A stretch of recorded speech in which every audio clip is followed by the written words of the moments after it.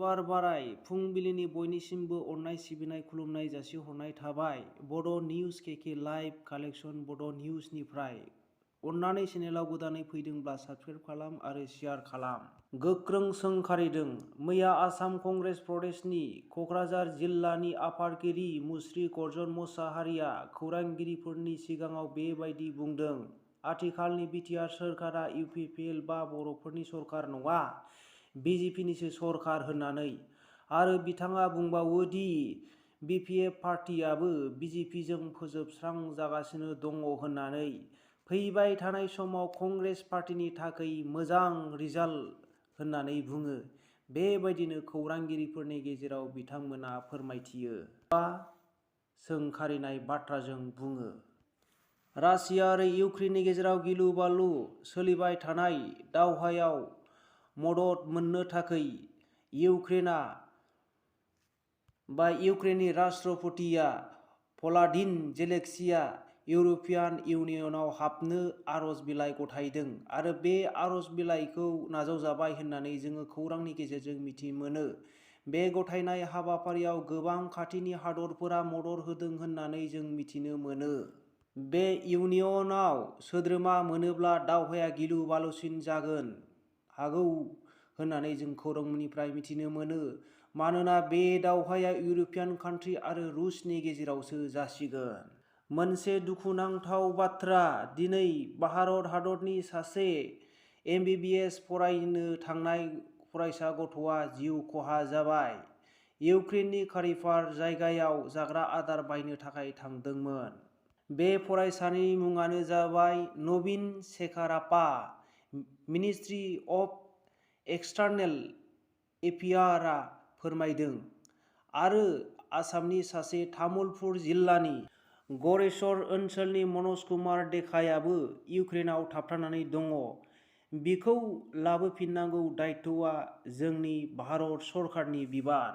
गोजोनथाव रादाब, सासे बर' फरायसाया इउक्रेननिफ्राय गुवाहाटीआव फैनो हाफिनबाय। उदांस्रि बसुमतारी। गासै आसामनि 22 फरायसाफ्रा न'सिम गाहामथारै फैनो हाबाय।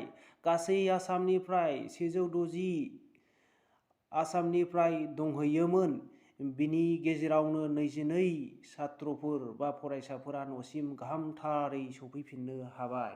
बिटिआर ओनसोलनि सा 11 जिल्लानि फरायसाफोरा फरायनो थांदों।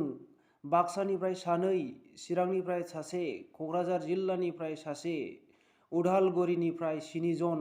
दासिमबो बिथांमोनहा इउक्रेनावनो थाबथानानै दङ। बे फरायसाफोरखौ लाबोनांगौ दायित्वआ जोंनि इन्डियान सरकारनि दायित्व।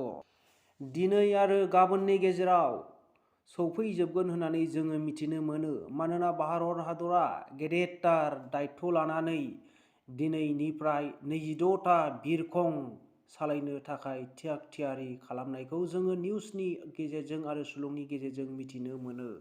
बर'नि गेजेराव बेसेबांबा दुखुनांथाव बाथ्रा आरो लासिंसिं बाथ्रा। 7 बर' सुबुंफोरनि जिउ जोबजासे जेलनि साजा होदों सनितपुर बा तेजपुर बिजिरसालिया। बिसोरनि मुङा फारियै जाबाय रन्जन बसुमतारी, रजनी बसुमतारी, सन्जय बसुमतारी, प्रहलाद बसुमतारी आरो महेश्वर बसुमतारी। सनितपुर बा तेजपुर बिजिरसालिनि चक्रभूषण गगैनि बिजिरसालिया बिथांमोनखौ जिउ जोबजासे जेलाव थानो थाखाय साजा होनाय जाबाय। 2000 मायथाइनि सारिदुवाराव थानाय अनजिमा बसुमतारीखौ बुथारनायनि जाहोनाव बिथांमोनखौ बेबायदि थैजासिम साजा होनाय जाबाय। फरायसाफोरनि थाखाय गोजोनथाव रादाब। JEE मेन 2022 मायथाइनि जइन्ट एन्ट्रेन्स एग्जामनि मेइन आनजादखौ बे बोसोराव खेबनै खुंनो थाखाय थाग थियारि खालामनाय जाबाय। NTA एबा नेशनेल टेस्टिं एजेन्सि एग्जामिनेशन खालामगिरिफोरा। बे एग्जामनि डेटखौ बिथांमोना फोसावनानै होदों।